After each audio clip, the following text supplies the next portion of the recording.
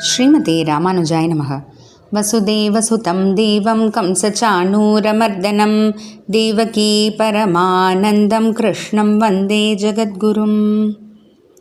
நாள்தோறும் பகவத்கீதையில் நம்ம 5வது அத்தியாயத்தில் 20வது ஸ்லோகத்திலிருந்து ஆத்ம சாட்சா்காரத்தை நோக்கி இருக்கக்கூடிய 5 நிலைகள் பற்றி பார்த்துட்டு வரோம்.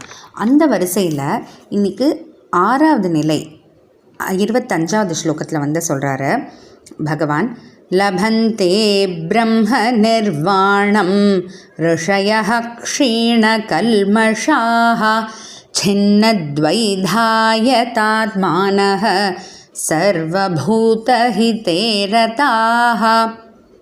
இதுக்கு முன்னாடி 24வது ஸ்லோகத்தில் 5வது நிலை பார்த்தோம். அதாவது பிரம்மம் இருக்கக்கூடிய அந்த சமமான நிலை கிட்ட போயிடுறதா பார்த்தோம். அந்த உயர்ந்த நிலைக்கு போன பிறகு என்ன நடக்குதுன்றது தான் இப்போ இந்த 25வது ஸ்லோகம் 6வது நிலை. சர்வபூத ஹிதே ரதாகா, எல்லா ஜீவராசிகளுக்கும் ஹிதே நல்லது செய்கிறதுலேயே ரதாகா ஆசை இருக்கிறவங்களா ஆயிடுறாங்க. ஏன்னா சமதர்ஷனம்ன்றது நம்ம முன்னாடியே பார்த்துட்டோம். சமதர்ஷனம் நிலையெல்லாம் தாண்டி வந்ததுனால தான். அப்போ எப்போ சமதர்ஷனம்ன்ற அந்த நிலை இருக்கோ இந்த உயர்ந்ததான நிலை வந்துடுச்சோ, ஏன்னா எல்லாரையும் ஆத்மாவை பார்க்குறாரு, அந்த ஆத்மாவிலேயே சந்தோஷப்படுறாரு. அப்படிங்கும்போது அப்போ எல்லா ஜீவராசிகளுக்கும் நன்மை செய்கிறதுலையே தான் அவங்களுக்கு ஆசை இருக்குது.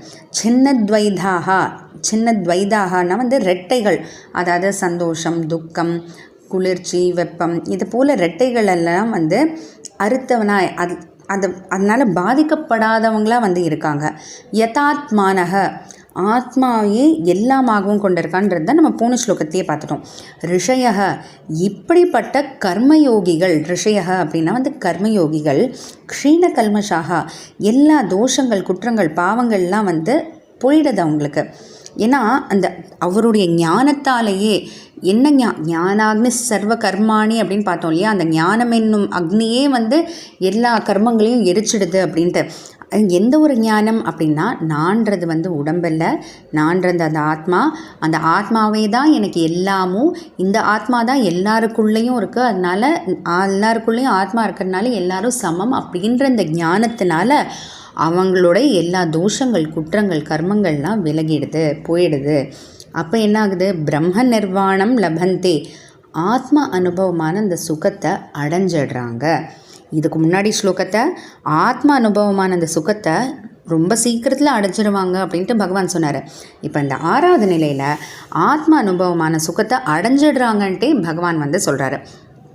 இப்போ எப்படி இவ்வளோ சீக்கிரத்தில் டைரெக்டாக இங்கே போயிட முடியுமா? அவ்வளோதானா, ரொம்ப ஈஸியாக அப்படின்னு தோணலாம். இல்லைன்னா ஐயோ இது கேட்கும்போதே என்னவோ ரொம்ப வேறு லெவலில் இருக்கே, இப்படிலாம் இந்த லெவலுக்கெல்லாம் கூட போக முடியுமா நம்மளால் அப்படின்னா, அதுக்காக தான் பகவான் இதை படிக்கட்டாக பிரித்து நமக்கு சுலபமாக புரிஞ்சுக்கிற மாதிரியும் சுலபமாக நம்ம செய்கிற மாதிரியும் பகவான் நமக்கு சொல்லிட்டு வர்றாரு.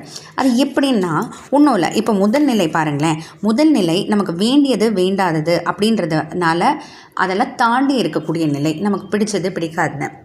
அது எப்படி அப்படின்னா, இப்போ ஒன்றும் இல்லை, நமக்கு பாவக்காய் பிடிக்காமல் இருக்கலாம். ஆனால் அதே இது ஒரு சுகர் அப்படின்ற அந்த ஒரு நோய் வந்த பிறகு அதே பாவக்காய் உடம்புக்கு நல்லதுங்கும் போது அப்போ நம்ம சாப்பிட ஆரம்பிச்சிடுறோம்ல. எது ஒன்று பிடிக்காததாக இருந்ததோ, ஏற்புடையது இல்லாமல் இருந்ததோ அதை இப்போ நம்ம ஏற்றுக்கிறோம் இல்லையா?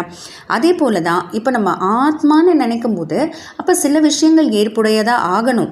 அதே போல் உடல் நிலையானது இல்லை அப்படிங்கும்போது சில விஷயங்களை தள்ளி வைக்கணும். அதுக்காக பிடிக்காமல் போகிறதில்ல, ஆத்ம விஷயத்தை நோக்கி போகிறதுனால நம்ம எல்லாத்தையும் ஏற்புடையதாக எடுத்துக்கிறோம் அப்படின்றது தான். அப்போ அந்த வேண்டியது வேண்டாது தாண்டினவங்களாயிடுறோம். எப்போ பிடிச்சது பிடிக்காது தாண்டுறோமோ அப்போ வெளி விஷயங்கள் நம்மளை பெருசாக பாதிக்காது. ஏன்னா வெளி விஷயங்களினுடைய உண்மையை நம்ம புரிஞ்சுக்கிறோம், நிலையானது இல்லை. இதுவும் ஒன்றும் ரொம்ப கஷ்டம் இல்லையே. இப்போ நமக்கு ஏதோ ஒரு சந்தோஷமான ஒரு நிகழ்ச்சி ஏற்படும் போது ஒரு நிமிஷம் கொஞ்சம் நம்ம ஆனந்த கூத்தாடுறதுக்கு முன்னாடி நினச்சி பார்த்துக்கணும், சரி இது என்றைக்கும் நிலையாக இருக்க போகிறதில்ல, இது ஏதோ கொஞ்ச காலத்துக்கு தான் இருக்கும், சில நொடிகளோ சில நாட்களோ இல்லை சில மாதங்களோ, அவ்வளோதான். அதனால் ரொம்ப அதுக்காக அதை பற்றி நினைக்கவே கூடாது. சந்தோஷமான ஒரு விஷயம் நடக்கும்போது கூட சோகமாக இருக்கணும்ன்ட்டு பகவான் சொல்லலை, ரொம்ப ஆனந்த கூத்தாடாத அப்படின்ட்டு பகவான் சொல்கிறாரு. அதே போல் நமக்கு ஏதோ சோகமான ஒரு விஷயம் அப்படின்னு நடக்கிறதுனால இதுவும் கடந்து போகும். ஏன்னா வாழ்க்கைன்றது ஒரு சக்கரம்னு தானே சொல்கிறாங்க. அப்போ திரும்ப ஏதோ நம்ம ஒரு இழந்துட்டோன்னா திரும்ப நமக்கு வேறு ஏதோ ஒன்று கிடைக்கும் அப்படின்ட்டு அந்த ஒரு எண்ணத்தோடு வாழ்கிறது. அந்த மாதிரி இது எல்லாமே நம்ம மனசை வந்து தயார்படுத்திக்கிறதுல தான் இருக்குது. இது அடுத்த நிலை. அதுக்கடுத்து வந்து என்ன ஆகுது, எப்போ இந்த மாதிரிலாம் இருக்கோ அப்போது நமக்கு வெறுப்பெல்லாம் தாண்டிட்டோம், வெளி விஷயங்கள்லாம் வந்து பாதிக்காமல் இருக்கோ, அப்போ நமக்கு ஆசை, பேராசை, கோபம் அதெல்லாமும் நம்ம ஜெயிச்சிடுவோம். ஏன்னா ஏதோ நம்ம வெளி விஷயங்கள்னால பாதிக்கிறதுனால தானே ஆசை, பேராசை, கோபம்லாம் வருது. அப்போ அதையும் ஜெயிச்சிடுவோம். எப்போ அதெல்லாமே வந்து நம்ம வந்து ஜெயிச்சிட்டோமோ அப்போ ஆத்ம விஷயங்கள் நோக்கி நம்ம இன்னும் சிந்தனை அதிகமாக போகும். அப்போ ஆத்மாவே தான் நமக்கு எல்லாம் அப்படின்ற ஒரு நிலை வரும்.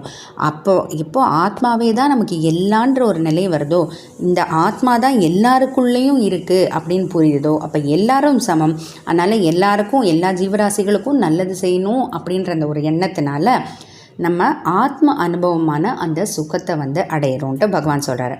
இப்போ படிக்கட்டாக பார்க்கும்போது இது ஒரு பெரிய விஷயமா ஒன்றும் தோணலை இல்லையா? பெரிய விஷயந்தான். ஆனால் பகவான் அதை நமக்கு அழகாக படிக்கட்டாக எடுத்து காமிக்கும் போது சரி ஆரம்பிக்கலாமே அப்படின்ற அந்த ஒரு ஊக்கம் நமக்கு வரும். இதுதான் பகவான் நமக்கு எளிமைப்படுத்தி கொடுத்துருக்காரு. அதனால் பகவத்கீதை பார்த்திங்கன்னா ஏதோ பக்தி பற்றி மட்டும் அப்படின்றதெல்லாம் இல்லை, உலக நன்மைக்கே இது அவ்வளோ யூஸ்ஃபுல்லாக இருக்கும். இது அதே போல் சனாதன தர்மம், ஹிந்து மதத்துக்குன்னு மட்டும் கூட சொல்ல முடியாது. ஏன்னா சொல்கிற விஷயங்கள்லாம் பாருங்கள், எல்லாம் ஒரு உலக நன்மையை நோக்கியே வந்து நம்மளை செயல்பட வைக்கும். ஏன்னா எல்லாரும் சமம் அப்படின்னு சொல்கிறாங்க. வெறும் மனுஷங்க மட்டும் இல்லை, ஆடு மாடு ஏன் மரங்கள் செடிகள் கூட சமம் அப்படின்ற அந்த ஒரு மனப்பான்மை கொண்டு வருதுன்னா அது அப்போ எவ்வளோ பெரிய விஷயம் வந்து கீதைக்குள்ளே இருக்குது. அதை பகவான் நமக்கு எவ்வளோ எளிமைப்படுத்தி கொடுக்குறாரு. அதனால் கண்டிப்பாக விடாமல் தொடர்ந்து கேட்கலாம். ஜெய் ஸ்ரீ கிருஷ்ணன்.